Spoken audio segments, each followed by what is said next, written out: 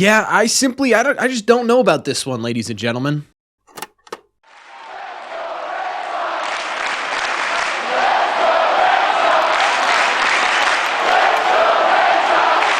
What is going on, everybody? Welcome back to Red Seat Radio. My name is Corbin, and thank you very much for clicking on this video. We got a really puzzling, in my opinion, move by the Boston Red Sox before today's game. As we all know, Marcelo Mayer, he left the final game of the Philadelphia Phillies series with what he had ended up calling a wrist injury after the game, right? There were some different things here going on. You had the splint on him after the game. He was talking a little bit dejected, according to some reporters. Then you had in the off day, you had him going to, I think it was like an IV treatment thing. I don't know what it was, but it was like, it wasn't injury related. It was to get healthy again. I don't know. I don't know what it was. He went there with Roman Anthony. He had a different wrist brace on, and the hope really was not so much whether or not he was going to avoid the IL. It felt like he was always going to go on to the IL. The hope was that, hey, hopefully this isn't any sort of really big muscle thing or really big bone thing, right? Specifically, it was the hamate that everyone was paying attention to. As we all know, usually, or not usually, when a guy injures his wrist in sort of a non-contact way when he's swinging a bat,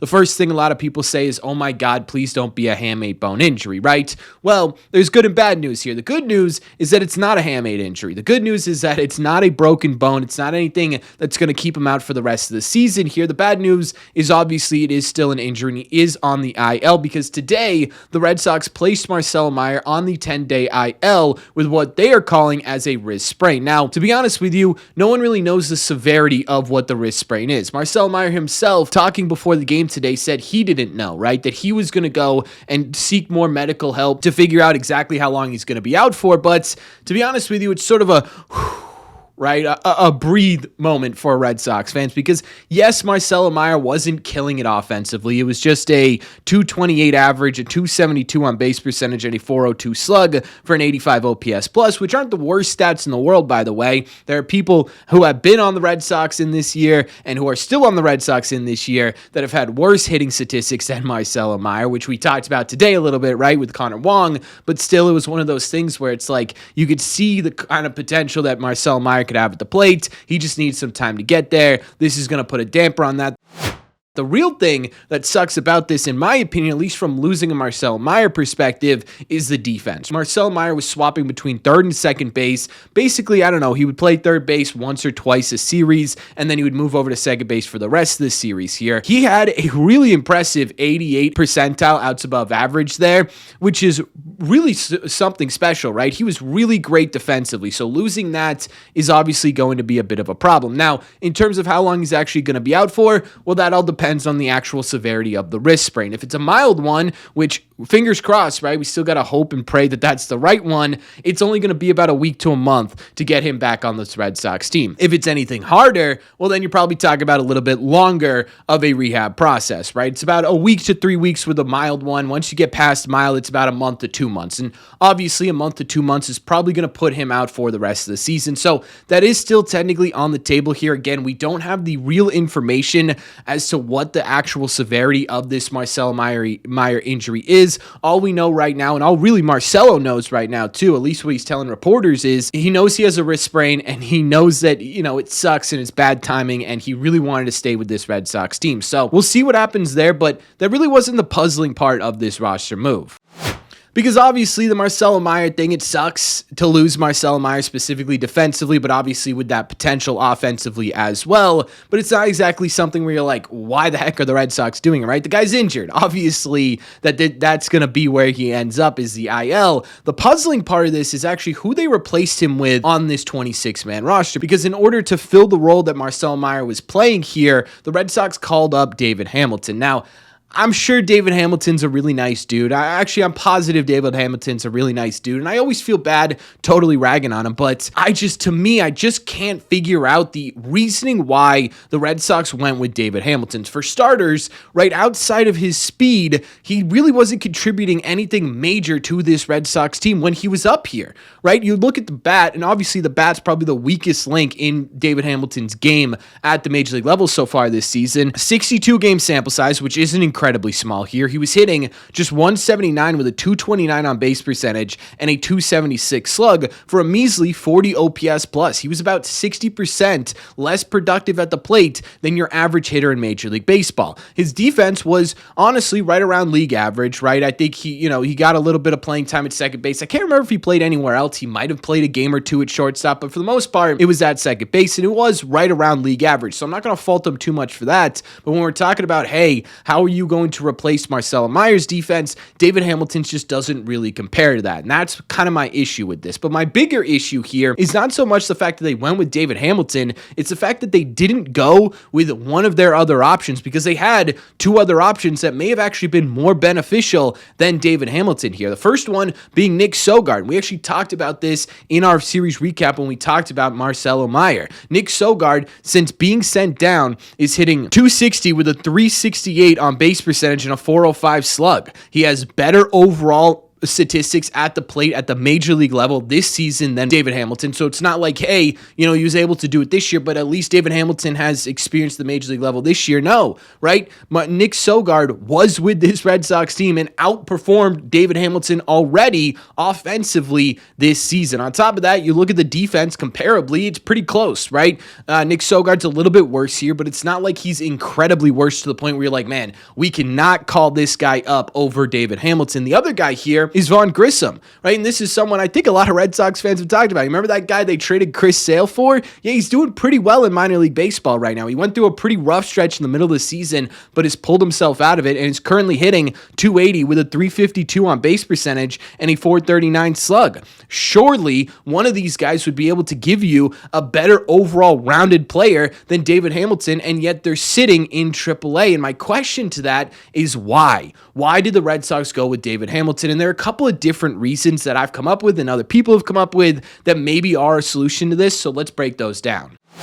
The first thing I could think of just off the top of my head was that they don't believe that Marcelo Mayer is going to be out for a pretty long period of time, right? I don't know if this one's too accurate. I don't know if this one's actually something that the Red Sox are thinking here, because Marcelo Mayer himself doesn't know the severity of this injury, which means the Red Sox probably don't know the true severity of this injury. So you sit there with that one, it's like, yeah, maybe, right? Maybe they just simply have some faith that it's not going to be an incredibly long period of time that you're missing Marcelo Mayer, so they don't want to, drag someone up here that's the Nick Sogard or a Vaughn Grissom and waste one of their options when you could just waste one of David Hamilton's options, who potentially is a less valuable player at the major league level than either of these guys. So potentially that's reason number one. Reason number two, I actually saw on X or Twitter or whatever you want to call it, and that was by Red Sox Payroll, a great follow on Twitter, by the way, if you're looking for Red Sox people to follow, and he had a pretty interesting take on this. Apparently, the fact that the Red Sox are calling David Hamilton up right now is 6 days before his option actually kicks in. So what they're doing is they're saving an option with David Hamilton by calling him up right now, which is kind of confusing a little bit, but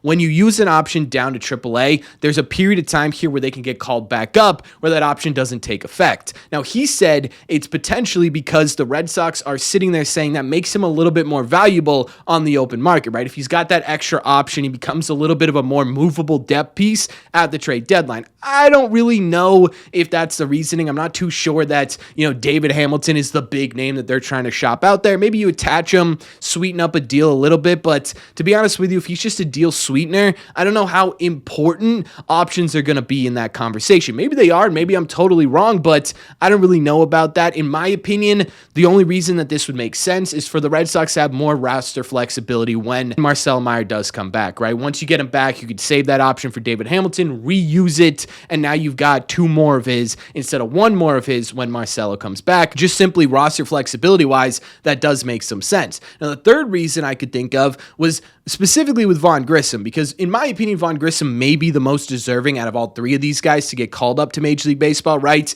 He really has done some really great work at limiting his strikeouts, increasing his walk rate in AAA, being able to be a productive player down there in AAA. The power isn't incredible, but he's making a lot of decent contact. My thought here, and I think a lot of people's first thought is, okay, are they protecting him and not trying to expose him at the Major League level well because this could be a more valuable piece than David Hamilton at the deadline. That to me makes a lot more sense, but then you think about it and it's like, okay, then why isn't it Nick Sogard? Why is it David Hamilton, right? I guess I understand the idea that David Hamilton's fast, and once he gets on base, and if it's a late game situation, you could throw him in there and potentially score yourself a run, but it just feels like, these other two guys are going to be able to impact the game more often than just simply, hey, every 10th at bat, David Hamilton's getting on and he's stealing a base, right?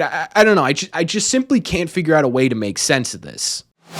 The other added layer of this that we haven't really talked about yet is what David Hamilton's role in the Major League team is, right? Because the easy answer is, okay, they're just going to sort of throw him in at second base where Marcelo Mayer was, and he's going to be your everyday second baseman. Maybe potentially, he's going to platoon with Romy Gonzalez or whatever. But I actually think it could be a little bit different than that. And this is also another layer here where you sit there and you go, what are we doing? Ceddanne Rafaela specifically, because Ceddanne Rafaela today is starting at second base. And to me, that feels like what's going to be the plan for the Red Sox is they're going to utilize their deepest area on this roster, and they're going to try and plug some holes here with that depth, right? Because even if you move Ceddanne Rafaela over to second base, you've got 4 outfielders to play with if you want to include Masataka Yoshida in that conversation. So you still have the outfield covered. Now you can get Ceddanne Rafaela in the infield, and now you can kind of fit everyone's bat in the lineup. So maybe there is a silver lining to this, but at the same time too, again, you go back to Ceddanne Rafaela is a premier defender in Major League Baseball. He's the second most valuable center fielder in the game. I think he's the second most valuable defensive player in general in baseball this season, maybe third, but he's right up there, right? Taking that guy out of center field just simply because you don't want to bring Sogard or Vaughn Grissom up, just simply because you don't want to waste a Hamilton option, or just simply because you want to make Vaughn Grissom a slightly more appealing on the trade market than before, kind of irks me the wrong way. I don't know. To me, I sit here with this and I say, so you're taking your best defender out of center field. And again, this isn't totally confirmed, right? The plan of attack isn't totally confirmed here, but it makes sense, right? I don't think David Hamilton was ever going to be an everyday player for this Red Sox team. It's more than likely you're going to see Ceddanne Rafaela at second base a little bit more than you saw him already. And I would rather prefer that they put that guy in center field and let him be the second best defensive center fielder in baseball for a team who has a whole lot of issues with defense, right? I don't know. I look at this thing all around and I'm sitting here and I'm saying, man, it sucks that Marcelo Mayer's out. It sucks that we don't know how long Marcelo Mayer's going to be out for, right? To me, the 10-day IL means absolutely nothing, right? We saw Alex Bregman on the 10-day IL for 2 months. So it could be a week, it could be 3 weeks, it could be 6 weeks. We don't know how long Marcelo Mayer's going to be out. And that sucks because, one, I love watching that dude play. I love watching that dude play defense. And he played an important role on the Red Sox in terms of their defense.